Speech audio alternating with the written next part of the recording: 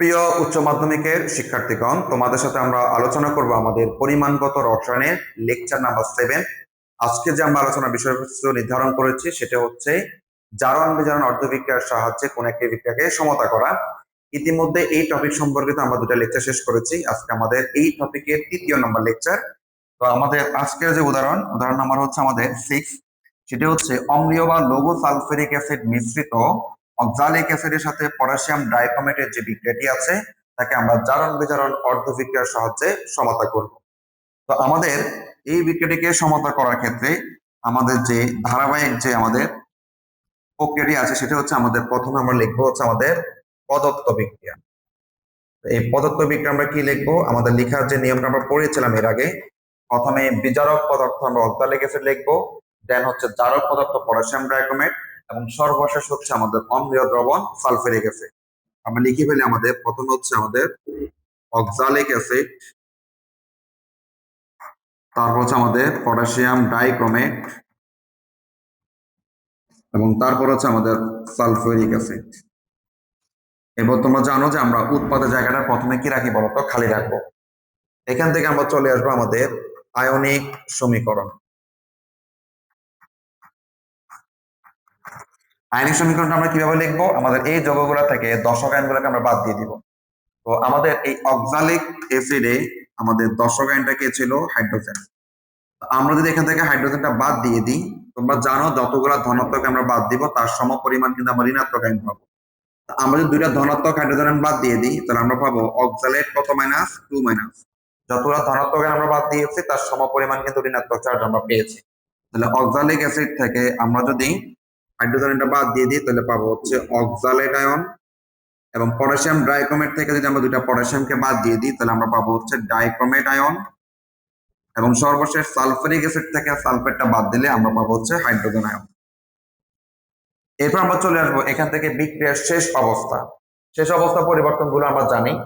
Oxalate ion থাকলে বিক্রিয়ার পর আমাদের উৎপন্ন হবে কার্বন ডাইঅক্সাইড, ডাইক্রোমেট আয়ন থাকলে বিক্রিয়ার পর আমাদের উৎপন্ন হচ্ছে ক্রোমিয়াম 3+, এবং হাইড্রোজেন আয়ন থাকলে বিক্রিয়ার পর আমাদের উৎপন্ন হচ্ছে পানি। এই আয়নিক সমীকরণ থেকে আমরা এবার চলে আসবো হচ্ছে আমাদের জারণ বিজারণ বিক্রিয়া।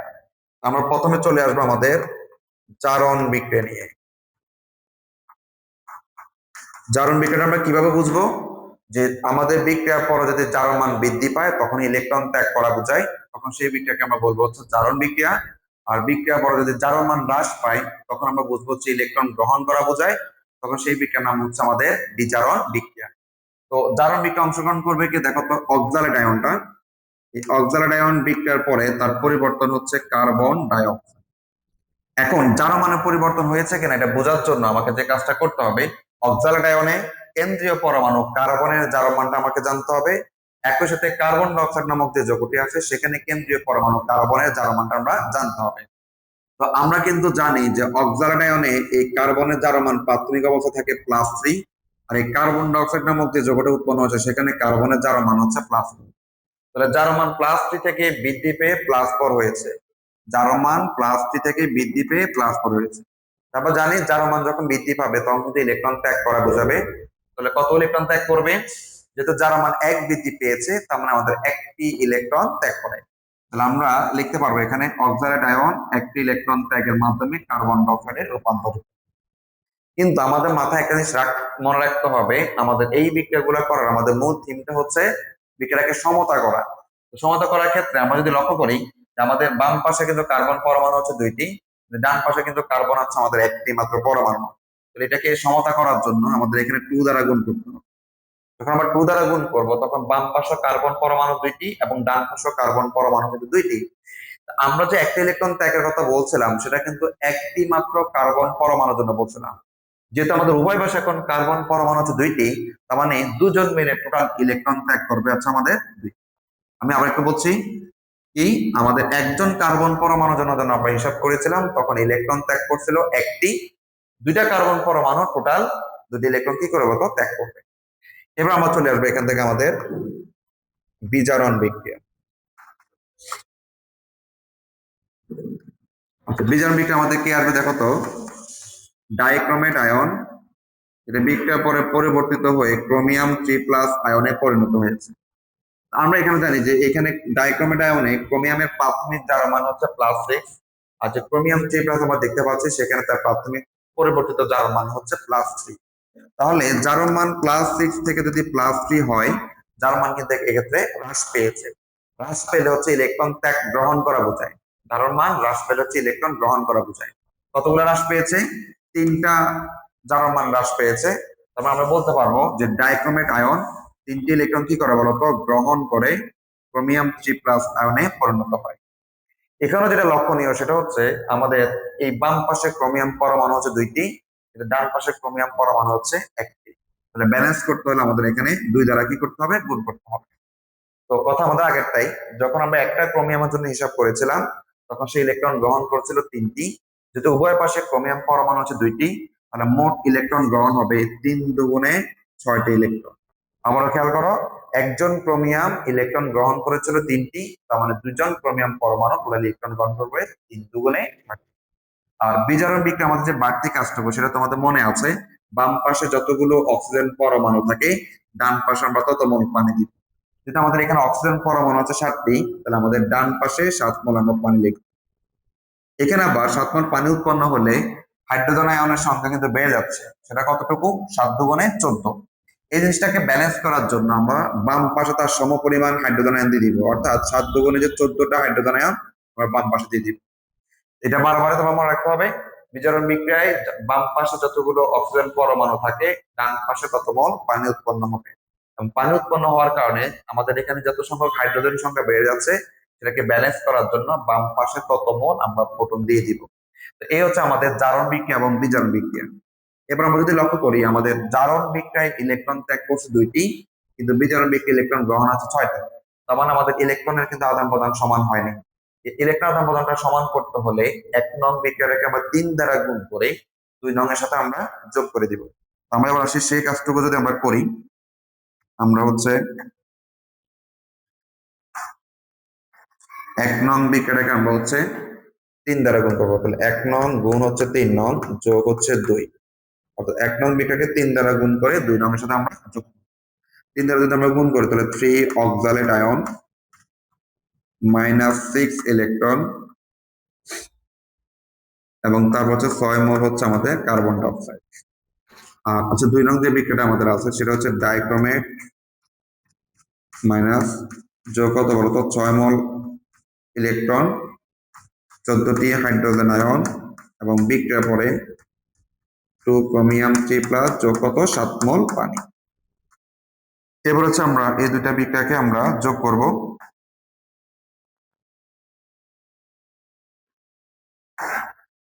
যোগ যদি আমরা করি তাহলে কি পাবো? 3 অক্সালেট আয়ন যোগ হচ্ছে আমাদের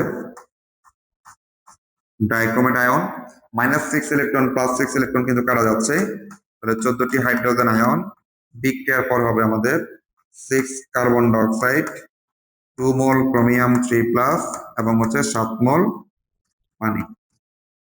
মোটামুটি আমাদের একটা সমতা অবস্থা চলে আসছে। কিন্তু এখানে যে বিক্রিয়াটা আমাদের আছে সেটা কিন্তু আয়নিক অবস্থায় আছে। সেটাকে আমরা যোগের কাছে ফিরে নিয়ে আসবো কিভাবে? আমরা যে দর্শক গুলো বাদ দিয়েছিলাম সেগুলোকে আমরা আবার ফিরে নিয়ে আসবো।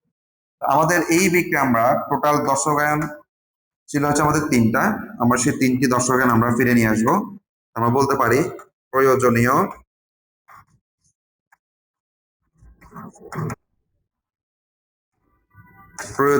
দর্শকায়ন।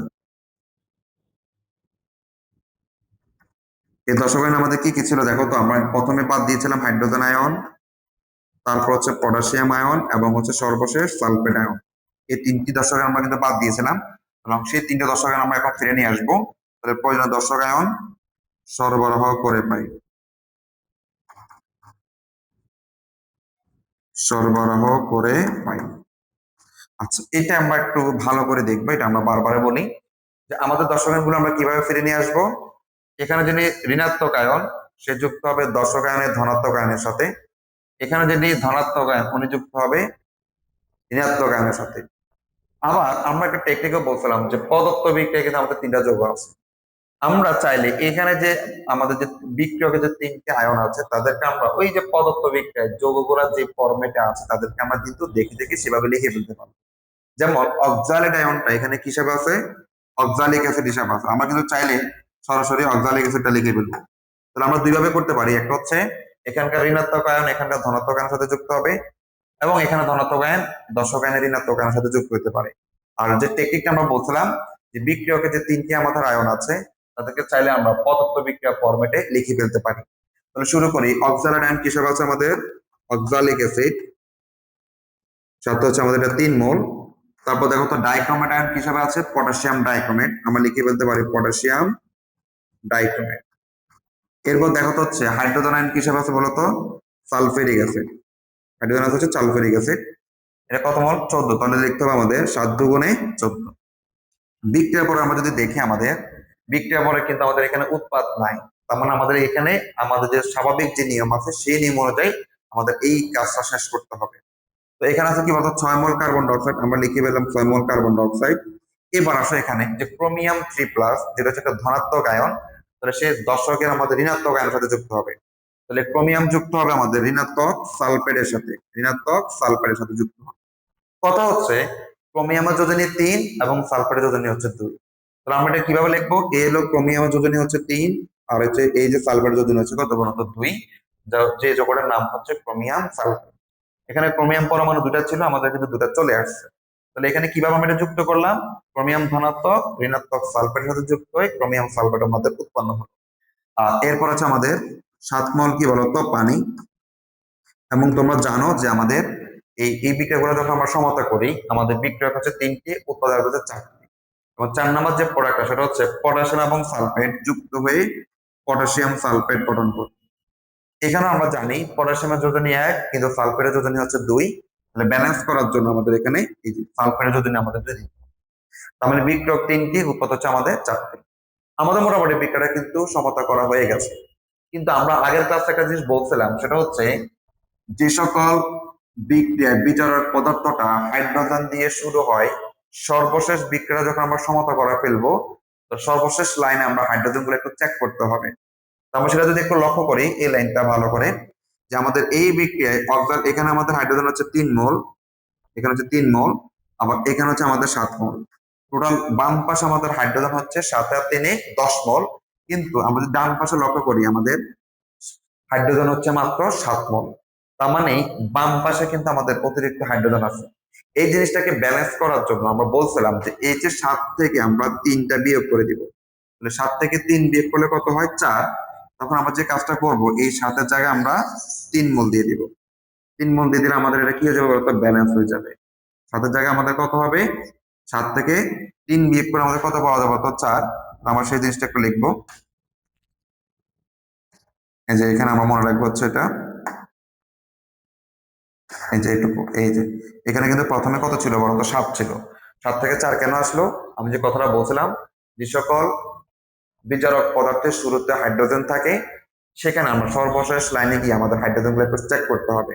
তাহলে এখানে কিন্তু প্রথমে 7 মোল ছিল, 7 আর 3 10, আমাদের রাইট সাইডে আমাদের হাইড্রোজেন ছিল 7 মোল। ওই জিনিসটাকে ব্যালেন্স করার জন্য আমরা যে কাজটা করছিলাম, এখানে 7 থেকে 3 বিয়োগ দেওয়ার পরে কত হচ্ছে 4। তখন আমরা এই যে 7-এর জায়গায় 4 লিখে এই জিনিসটা আমাদের মনে রাখতে হবে। আর যে লাস্ট যে কাজটা সেটা হচ্ছে আমাদের আমাদের হচ্ছে উৎপাদের জায়গাটা আমাদের খালি আছে, যেটা আমরা প্রথমে লিখে নাই, সেটা এখন আমরা ফিল আপ করবো কিভাবে। এই যে আমাদের বিক্রিয়া আমরা শেষ করে ফেলছিলাম, এখান থেকে দেখে দেখে মোল সংখ্যাটা বাদ দিয়ে আমরা মোলের নাম্বার ফিল আপ করবো। তো আসলে আমাদের এখানে কত লিখতে হবে তাহলে, কার্বন ডাইঅক্সাইড, তারপর হচ্ছে কি বলতো ক্রোমিয়াম সালফেট, এরপর হচ্ছে আমাদের কি পানি, এবং সর্বশেষ হচ্ছে আমাদের পটাশিয়াম সালফেট। ঠিক আছে, তাহলে আমাদের এই বিক্রিয়া কিন্তু আমাদের সমতা করা হয়ে গেল। এর পরবর্তী উদাহরণে আসবো আমাদের উদাহরণ নাম্বার 7। এবার হচ্ছে অম্লীয় বা লৌহ সালফেরিক অ্যাসিড মিশ্রিত শুধুমাত্র পরিবর্তন হয়ে আসছে হাইড্রোজেন পারঅক্সাইডের সাথে পটাশিয়াম ডাইক্রোমেটে যে বিক্রিয়াটি আছে সেটাকে আমরা জারণ বিজারণ অর্ধবিক্রিয়ার মাধ্যমে সমতা করব। তো এবারও কিন্তু আমাদের আগের মতো করে নিয়ম, আমরা শুরু করি। প্রথম হচ্ছে আমাদের পদার্থ বিক্রিয়া। প্রথমে কি পদার্থ, বিজারক পদার্থ হাইড্রোজেন পারঅক্সাইড, এরপর হচ্ছে জারক পদার্থ পটাশিয়াম ডাইক্রোমেট, সর্বশেষ অম্লীয় দ্রবণ হচ্ছে সালফেরিক অ্যাসিড। এরপর আমরা উৎপাদের জায়গাটা খালি রাখবো। এখান থেকে আমরা চলে আসবো হচ্ছে আমাদের আয়নিক সমীকরণ। আয়নিক সমীকরণ। আয়নিক সমীকরণটা আমরা কিভাবে লিখবো? দর্শকায়নগুলো বাদ দিব। তাহলে হাইড্রোজেন পারঅক্সাইড থেকে যখন আমরা হাইড্রোজেনটা বাদ দিব, আমরা পাবো হচ্ছে পারঅক্সাইড আয়ন। পটাশিয়াম ডাইক্রোমেট থেকে যখন পটাশিয়ামটা বাদ দিব, আমরা পাবো হচ্ছে ডাইক্রোমেট আয়ন। এবং সালফারিয়াস থেকে যখন হাইড্রোজেনটা বাদ দিয়ে দিব, তখন সরি সালফারটা যখন আমরা বাদ দিব, তখন আমরা পাবো হচ্ছে হাইড্রোজেন আয়ন। এরপর আমরা এখান থেকে বিক্রিয়ার শেষ অবস্থাটা লিখবো। আমরা জানি পারঅক্সাইড আয়ন যদি থাকে, বিক্রিয়া পর হচ্ছে অক্সিজেন মুক্ত মূল। ডাইক্রোমেট আয়ন থাকলে হচ্ছে ক্রোমিয়াম 3+ এবং হাইড্রোজেন আয়ন থাকলে বিক্রিয়া পর উৎপন্ন হবে হচ্ছে আমাদের পানি। এখান থেকে আমরা চলে আসবো আমাদের জারণ এবং বিজারণ বিক্রিয়া। তাহলে চলে আসি আমরা জারণ বিক্রিয়া।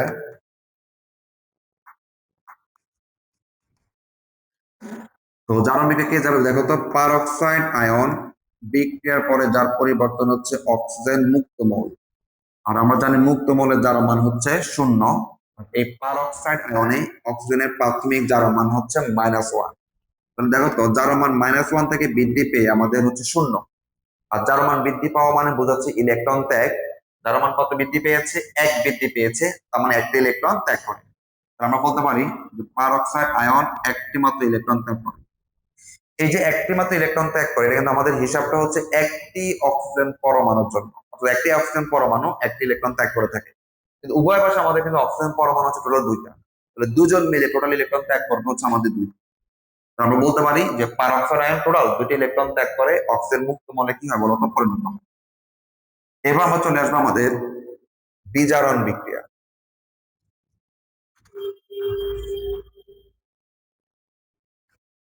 বিজারণ বিক্রিয়া আমাদের কি আছে বলতো? ডাইক্রোমেট আয়ন, যেটা বিক্রিয়া পরে পরিবর্তিত হয়ে আমাদের আসবে ক্রোমিয়াম 3+। এই ডাইক্রোমেট আয়নে ক্রোমিয়ামের প্রাথমিক জারণ মানটা হচ্ছে +6। জারণ মান +6 থেকে হ্রাস পেয়ে +3 হয়েছে।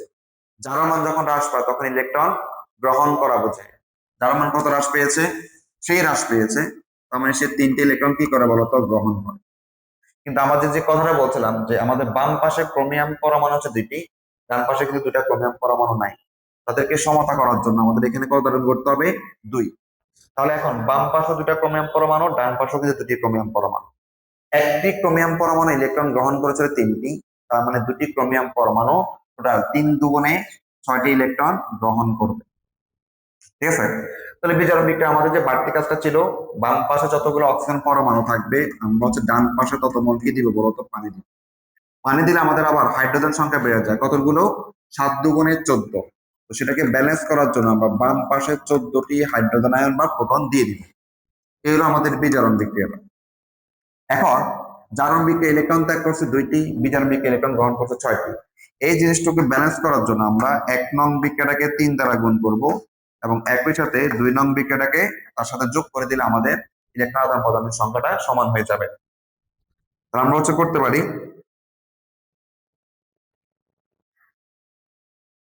আচ্ছা তাহলে আমাদের হচ্ছে এখানে আমরা যে কাজটা করবো সেটা হচ্ছে 1 নং বিক্রিয়াকে আমরা গুণ করবো 3 দ্বারা, যোগ হচ্ছে আমাদের 2 নং। আচ্ছা তাহলে আমাদের 1 নং যে বিক্রিয়াটা আমাদের আছে, 3 দ্বারা যদি গুণ করে তাহলে 2 পারঅক্সাইড আয়ন -6 ইলেকট্রন। এরপর হচ্ছে আমাদের 3 মোল কি বলতো? অক্সিজেন। তারপর 2 নং যে বিক্রিয়াটা ছিল আমাদের ডাইক্রোমেট আয়ন, তাকে সাথে 6 মোল ইলেকট্রন, যোগ হচ্ছে 14টি হাইড্রোজেন আয়ন। বিক্রিয়া করা হচ্ছে আমাদের 2 ক্রোমিয়াম 3+, যোগ হচ্ছে 7 মোল পানি। এবার যেহেতু আমরা বিক্রিয়াটাকে আমরা কি করব? 2টা বিক্রিয়াকে আমরা যোগ করে দিব।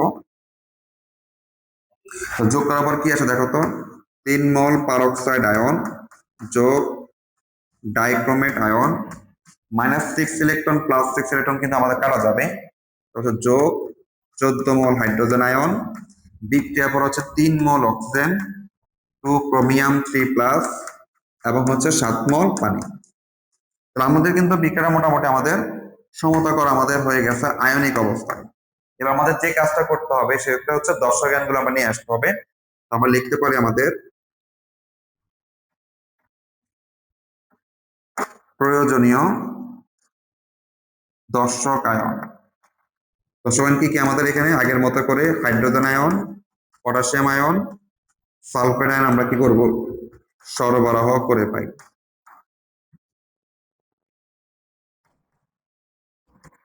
সরবরাহ করে পাই। আসুন তাহলে কিভাবে করবো, আমরা যে কথাটা বলতাম বারবার, যে এখানে যিনি ঋণাত্মক আয়ন আছে সে যুক্ত হবে ধনাত্মক আয়নের সাথে, আর যিনি ধনাত্মক আয়ন আছে সে যুক্ত হবে ঋণাত্মক আয়নের সাথে। কিন্তু আমরা একবার টেকনিকও বলছিলাম, বিক্রিয়কে যে তিনটি আয়ন আছে তাদেরকে আমরা পদার্থ বিক্রিয়ার ফরম্যাটে যৌগগুলো আকারে লিখে ফেলবো। এখানে যে তিনটা আয়ন আছে তাদেরকে আমরা পদার্থ বিক্রিয়ার ফরম্যাটে আমরা কিন্তু লিখে ফেলতে পারি। আমরা যে লিখি সেটা হচ্ছে আমাদের পারক্সাইড আয়ন কি হিসেবে আছে বলতো, হাইড্রোজেন পারক্সাইড কত মোল, 3 মোল। তারপর দেখো তো ডাইক্রোমেট আয়ন কি হিসেবে আছে, পটাশিয়াম ডাইক্রোমেট, আমরা লিখে বলবো পটাশিয়াম ডাইক্রোমেট।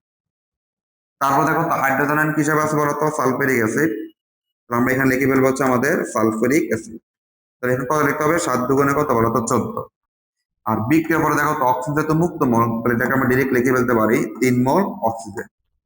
যেহেতু ক্রোমিয়াম এখানে উৎপাদক জায়গাটা আমাদের খালি, তাহলে আমাদেরকে এখানে নিয়ম অনুযায়ী লিখতে হবে ক্রোমিয়াম ধনাত্মক সে যুক্ত হবে ঋণাত্মক সালফেটের সাথে। তাহলে ক্রোমিয়াম এবং সালফেট মিলে কি উৎপন্ন হবে, ক্রোমিয়াম সালফেট। এখানে আমার একটা লক্ষণীয় হচ্ছে ক্রোমিয়াম যোজনী হচ্ছে 3, সালফেটের যোজনী হচ্ছে 2। তাহলে ক্রোমিয়াম সালফেট হয়ে গেল। আর সর্বশেষ হচ্ছে আমাদের পানি। এবার আমরা জানি আমাদের একটা বাড়তি উৎপাদ আসবে, সেটা হচ্ছে কি, দর্শক আয়ন পটাশিয়াম এবং সালফেট মিলে আমাদের উৎপন্ন হবে পটাশিয়াম সালফেট। এখানে আবার হচ্ছে সালফেটের যোজনী কত বলতো, 2। তাহলে বিক্রিয়া কিন্তু আমাদের সমতা করা শেষ। কিন্তু ওই যে আমি বারবার যে কথাটা বলি, যে বিজারক পদার্থ যদি আমাদের হাইড্রোজেন দিয়ে শুরু হয়, সর্বশেষ আমরা শেষ লাইনে আমাদের হাইড্রোজেনটা একটু চেক আপ করবো। সেক্ষেত্রে তোমার লক্ষ্য করো আবার আগের মতো করে, এখানে হাইড্রোজেন হচ্ছে আমাদের 3 মোল, এখানে হচ্ছে 7 মোল, 7 আর 3 হচ্ছে 10 মোল। কিন্তু রাইট সাইডে আমাদের হাইড্রোজেন হচ্ছে টোটাল 7 মোল। তাহলে আমরা ব্যালেন্স করার জন্য যে কাজটা করি, এই 7 থেকে আমরা কি করব, 3টা বিয়োগ করবো। 7 থেকে যদি আমরা 3 বিয়োগ করি তাহলে আমাদের থাকবে কত বলতো, 4। তাহলে আমরা হচ্ছে 7 থেকে আমরা এই 3টা যদি বিয়োগ করে দিই তাহলে আমরা পাবো কত বলতো, 4। এই যে এখানে পাবো 4।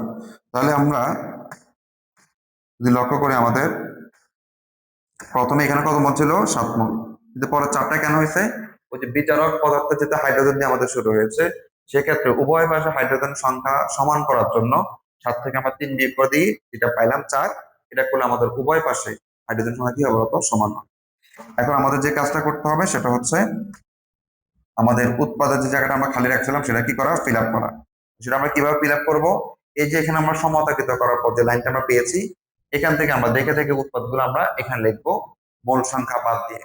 তাহলে আমরা কি লিখে ফেলতে পারি, অক্সিজেন যোগ হচ্ছে আমাদের ক্রোমিয়াম সালফেট যোগ হচ্ছে আমাদের পানি এবং সর্বশেষ হচ্ছে আমাদের পটাশিয়াম সালফেট। ওকে, আগের মতো করে আমাদের সবগুলো বিক্রিয়া। তো এই আমরা হচ্ছে আর একটা উদাহরণ দেখবো আমাদের। উদাহরণ নম্বর হচ্ছে 8, অম্লীয় বা লৌহ সালফারিক অ্যাসিড মিশ্রিত এবার হচ্ছে হাইড্রোজেন সালফারের সাথে পটাশিয়াম ডাইক্রোমেটের যে বিক্রিয়াটি, তাকে আমরা জারণ বিজারণ অর্ধবিক্রিয়ার সাহায্যে সমতা করব। একই রকম ভাবে শুধু আমাদের বিজারক পদার্থটা আমাদের চেঞ্জ হয়েছে, এখন আছে আমাদের হাইড্রোজেন সালফাইড। তো আমরা একটু শুরু করি। প্রথমে হচ্ছে আমাদের পদার্থ বিক্রিয়া। তাহলে পদার্থ বিক্রিয়া প্রথম হচ্ছে বিজারক পদার্থ হাইড্রোজেন সালফাইড, তারপর হচ্ছে জারক পদার্থ পটাশিয়াম ডাইক্রোমেট এবং সর্বশেষ হচ্ছে অম্লীয় দ্রবণ সালফেরিক অ্যাসিড। তারপর আমাদের উৎপাদক জায়গাটা আমাদের খালি থাকবে। এখান থেকে আমরা চলে আসবো হচ্ছে আমাদের আমাদের হচ্ছে আয়নিক সমীকরণ। আয়নিক সমীকরণ, তাহলে আয়নিক সমীকরণটা আমরা কিভাবে পাবো, দশম গুলো আমরা বাদ দিয়ে দিব। এখান থেকে 2টা হাইড্রোজেন যদি বাদ দিয়ে দেওয়া হয় তাহলে সালফাইড 2 কিন্তু 2টা ধনাত্মক হাইড্রোজেন বাদ দেওয়া হচ্ছে, দুটা ঋণাত্মক সালফাইড আয়ন আমরা পাবো। তারপর পটাশিয়াম ডাইক্রোমেট থেকে পটাশিয়ামটা বাদ দিলে আমরা পাবো হচ্ছে ডাইক্রোমেট আয়ন। সালফারিক অ্যাসিড থেকে সালফেটটা বাদ দিলে আমরা পাবো হচ্ছে হাইড্রোজেন আয়ন। এরপর যেটা আমরা বিক্রিয়ার শেষ অবস্থায় লিখি, সালফাইড আয়ন থাকলে আমরা জানি এটা হবে সালফার মুক্ত মৌলে পরিণত হয়। ডাইক্রোমেট আয়ন থাকলে হচ্ছে ক্রোমিয়াম 3+ এবং হাইড্রোজেন আয়ন থাকলে হচ্ছে আমাদের পানি। এখান থেকে আমরা চলে আসবো আমাদের জারণ এবং বিজারণ বিক্রিয়া। তাহলে শুরুতে হচ্ছে আমাদের জারণ বিক্রিয়া। জারণ বিক্রিয়া কে দিবে দেখো তো, সালফার 2- মানে সালফাইড আয়ন বিক্রিয়ার পরে হচ্ছে সালফার মুক্ত মৌল। তাহলে মুক্ত মৌলের জারণ মান কিন্তু 0, কিন্তু বিক্রিয়া শুরুতে যে সালফাইড আয়ন আছে সেখানে কিন্তু সালফার জারণ মান হচ্ছে -। তাহলে -2 থেকে যদি জারণ মান পরিবর্তিত হয়ে 0 হয় তাহলে কিন্তু জারণ মান বৃদ্ধি পেয়েছে। কতগুলো বৃদ্ধি পেয়েছে? 2টি। তার মানে সালফার আয়ন আমাদের টোটাল 2টি ইলেকট্রন ত্যাগ করে সালফার পরমাণুতে পরিণত হয়। এরপর আমরা চলে আসবো হচ্ছে আমাদের বিজারণ বিক্রিয়ায়। বিজারণ বিক্রিয়া কি আসবে দেখো তো, ডাইক্রোমেট আয়ন এটা পরিবর্তিত হয়ে আমরা লিখতে পারি ক্রোমিয়াম 3+। ডাইক্রোমেট আয়নে ক্রোমিয়ামের প্রাথমিক জারণ মান ছিল +6, আর বিক্রিয়া পরে যে ক্রোমিয়াম 3+ আমাদের আয়নে পরিণত হয়েছে সেখানে ক্রোমিয়ামের জারণ মান হচ্ছে +6। তাহলে +6 থেকে হ্রাস পেয়ে +3 হয়েছে। জারণ মান হ্রাস পাওয়া মানে হচ্ছে ইলেকট্রন গ্রহণ করা। জারণ মান কত হ্রাস পেয়েছে? 3। তারপর আমরা বলতে পারি 3টি ইলেকট্রন গ্রহণ করে। কিন্তু বাম পাশে ক্রোমিয়াম পরমাণু যেহেতু 2টি, ডান পাশে সেটাকে সমতা করতে হলে আমাদেরকে 2 দ্বারা গুণ করতে হবে। যখন 2 দ্বারা আমরা গুণ করে দিলাম তখন উভয় পাশে কিন্তু ক্রোমিয়াম পরমাণুর সংখ্যা 2টি করে। তার মানে একজন ক্রোমিয়াম 3টি ইলেকট্রন গ্রহণ করলে দুজন ক্রোমিয়াম পরমাণু টোটাল ইলেকট্রন গ্রহণ করবে হচ্ছে আমাদের 6টি। আর বিজারণ বিক্রিয়ার যে বাড়তি কাজটুকু আমাদের ছিল, বাম পাশে অক্সিজেন আছে 7 মোল, তাহলে আমরা ডান পাশে পানি লিখতে পারবো 7 মোল। এই 7 মোল পানি লিখলে আমাদের আবার হাইড্রোজেন সংখ্যাটা বেড়ে যায়, সেটা হচ্ছে 7 দুগুণে কতটি? 14টি।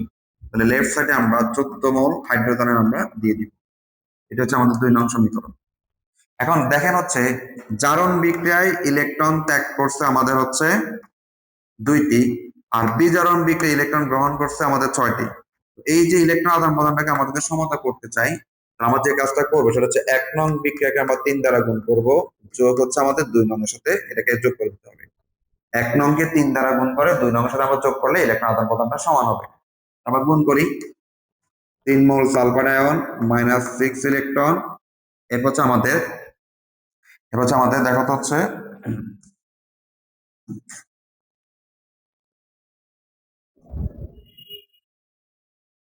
আমাদের হচ্ছে দেখো তো 3 মোল কি বলতো সালফার। এরপর হচ্ছে আমাদের 2 নং যে বিক্রিয়াটা ছিল ডাইক্রোমেট আয়ন, বিক্রিয়ার পর হচ্ছে আমাদের ডাইক্রোমেট আয়ন যোগ 6 ইলেকট্রন যোগ হচ্ছে 14টি হাইড্রোজেন আয়ন। বিক্রিয়ার পর হচ্ছে আমাদের 2 ক্রোমিয়াম 3+ যোগ হচ্ছে আমাদের 7 মোল পানি। ঠিক আছে, এরপর আমরা হচ্ছে দুইটা বিক্রিয়াকে আমরা কি করে দিব? যোগ করে দিব। তাহলে যোগ করলে কি দাঁড়াবে আমরা একটু দেখি এবার। 3 মোল সালফার 2- ডাইক্রোমেট আয়ন যোগ হচ্ছে 14টি হাইড্রোজেন আয়ন। বিক্রিয়া হচ্ছে 3 মোল সালফার 2 ক্রোমিয়াম 3+ যোগ হচ্ছে 7 মোল কি বলতো পানি। এবার আমরা যে কাজটা করি সেটা হচ্ছে আমাদের দশক আয়নগুলো আমাকে নিয়ে আসতে হবে। তাহলে প্রয়োজনীয়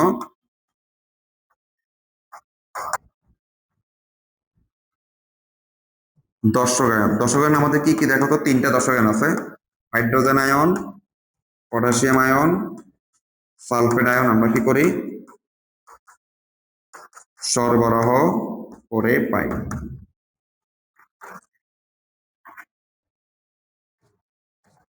তাহলে এই সরবরাহগুলো কিভাবে করব? দুইটা নিয়ম, একটা হচ্ছে ঋণাত্মক আয়ন যুক্ত হবে ধনাত্মক আয়নের সাথে, এবং ধনাত্মক আয়ন যুক্ত হবে আমাদের ঋণাত্মক আয়নের সাথে, অথবা বিক্রিয়কে যে 3টি আমাদের আয়ন আছে তাদেরকে আমরা পদার্থ বিক্রিয়া ফরম্যাটে আমরা লিখে ফেলবো। সেভাবে যদি আমরা লিখি, সালফার আয়ন বা সালফার আয়ন আমাদের কি ছিল বলতো? হাইড্রোজেন সালফাইড কত মোল? 3 মোল। তারপরে দেখো তো ডাইক্রোমেট আয়ন কি হিসেবে আছে? পটাশিয়াম ডাইক্রোমেট, আমরা লিখে ফেলতে পারি পটাশিয়াম ডাইক্রোমেট। আর হাইড্রোজেন আয়নটা আমাদের কি হিসেবে ছিল? Sulphuric acid. তাহলে এখানে কত মোল লিখতে হবে? 7, 7 দুগুণে 14। এবার চলে আসবো উৎপাদের জায়গায়, যেহেতু সালফারটা মুক্ত মল তাহলে যেভাবে আছে আমরা সেভাবে লিখে ফেলতে পারবো 3 মোল সালফার। আর ওই যে আগের মতো করে ক্রোমিয়াম ধনাত্মক যুক্ত হবে ঋণাত্মক সালফারের সাথে, তো আমাদের যোগটা হবে ক্রোমিয়াম সালফেট। আর ক্রোমিয়াম যোজনী 3, সালফারের যোজনী হচ্ছে 2, দুইটা ক্রোমিয়াম পরমাণু আমাদের চলে আসছে। সর্বশেষ হচ্ছে আমাদের এখানে 7 মোল পানি, এবং আমরা জানি আমাদের একটা বাড়তি উৎপাদ আছে সেটা হচ্ছে কি বলতো? পটাশিয়াম এবং সালফেট মিলে আমাদের যোগ উৎপন্ন হবে পটাশিয়াম সালফেট। হয়ে গেল। কিন্তু ওই যে আমি যে কথাটা বারবার বলি, বিচারক পদার্থ আমাদের কি দিয়ে শুরু হয়েছে বলতো? হাইড্রোজেন দিয়ে। তাহলে সর্বশেষ লাইনে আমরা কিন্তু আবার হাইড্রোজেনটা একটু চেক করবো। এখানে হাইড্রোজেন কত মোল? 3 মোল। এখানে হচ্ছে 7 মোল। তাহলে 7 আর 3 হচ্ছে আমাদের 10 মোল। কিন্তু আমাদের রাইট সাইডে আমাদের হাইড্রোজেন হচ্ছে টোটাল 7 মোল। এই জিনিসটাকে ব্যালেন্স করার জন্য আমরা যেটা করি, এর 7 থেকে আমরা কি করব, 3 বিয়োগ করব। 7 থেকে 3 বিয়োগ করলে কত হবে, 4। এই 7 এর জায়গায় আমরা তখন 4 দ্বারা রিপ্লেস করব। এই জিনিসটা আমরা কেন করি, বিচারক যে পদার্থটি আছে সেখানে হাইড্রোজেন সংখ্যাটাকে সমান করার জন্য। তাহলে এখানে আমরা 7 এর জায়গায় এখন লিখবো হচ্ছে কত, 4।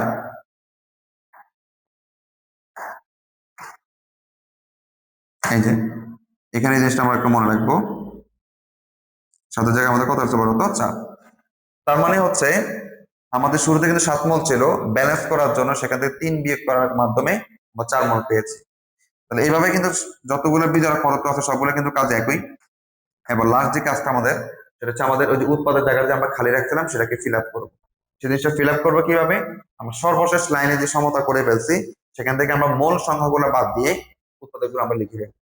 তো প্রথমে কি আছে বলতো, সালফার, তারপর কি আছে বলতো, ক্রোমিয়াম সালফেট, এরপর হচ্ছে আমাদের পানি, এবং সর্বশেষ হচ্ছে আমাদের কি বলতো, পটাশিয়াম সালফেট। তো আজকে যে আমরা 3টা উদাহরণ পড়ছি, এখানে কিন্তু তোমরা দেখো তো সবগুলা বিক্রিয়ায় বিজারক পদার্থটা কি ছিল বলতো, হাইড্রোজেন ছিল।